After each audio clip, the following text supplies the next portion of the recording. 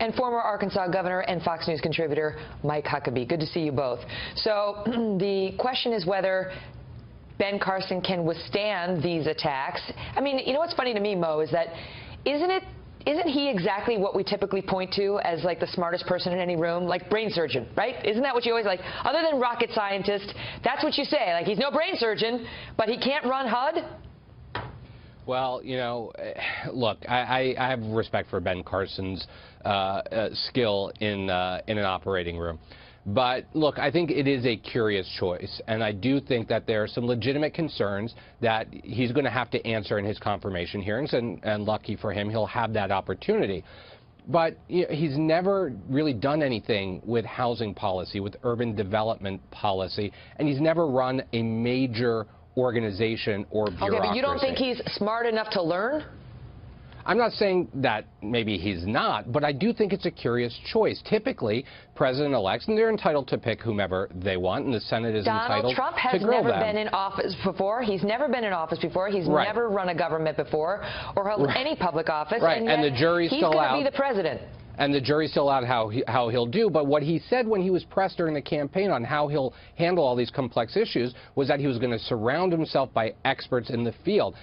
I'm not sure that Ben Carson is an expert in this field. In HHS, maybe. Surgeon General, all right, but I'm going to get to Governor Huckabee in a minute. But why can't Ben Carson surround himself at HUD with people who understand housing and urban development and bring the decisions to him? And Ben Carson, as a very smart man, will then process the information and say, you're doing it all wrong, or here's a new way of looking at it, or here's how I see it. And that's the advantage of bringing in, you know, the citizen administrator. And he's going to have an opportunity to make that case in his confirmation hearings. But typically you put people in with at least a passing knowledge, basic knowledge of the issue area of the major federal agency that they'll about to run. How's that been working for us, right? Because all these people who back Donald Trump, they want him to bust up the system. They don't like to look to the past as the example of how the future needs to be. And I venture to say they love to see somebody like Ben Carson go in and take an agency, be it HUD, be it veterans, be it whatever it is, and just bring new perspectives to it so that we don't keep getting the same results.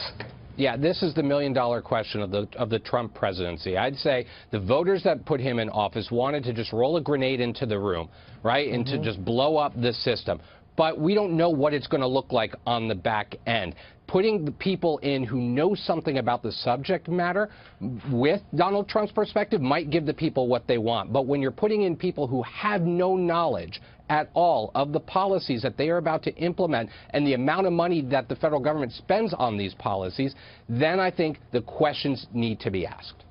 Governor Huckabee, Nancy Pelosi says Carson is a disconcerting and disturbingly unqualified choice.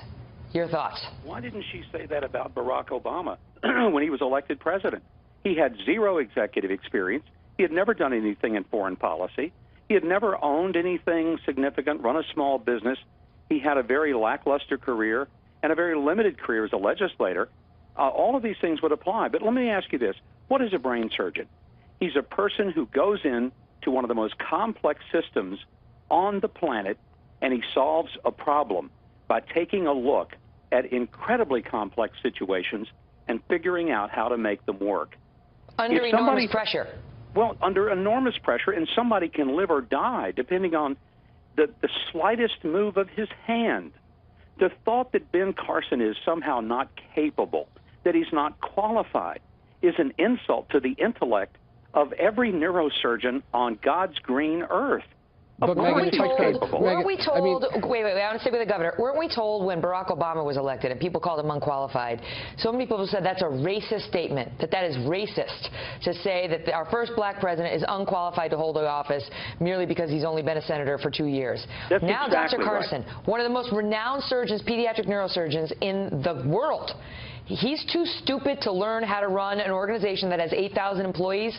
I don't know, Gov. You tell me whether those same people are going to say that's a racist statement now. Well, for 8 years, every time a person commented on something Barack Obama did and disagreed with him on a policy question, they were called a racist. Well, we've all been called racist because we raised questions about Obama's judgment, about his policies. Now, what is different? And why wouldn't that same standard be applied when people like Nancy Pelosi or Chuck Schumer or CARE go and attack Ben Carson, who, by the way, spoke very eloquently during the campaign. Somebody must not have been listening, but he spoke very eloquently about how to make an urban America a very different and safe place.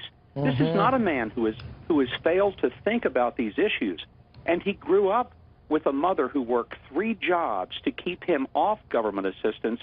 I think we ought to say that not only has he been smart enough to become a neurosurgeon, but his own personal experience of growing up in dire poverty is a great platform to go to HUD and to say, what is the problem we're trying to solve?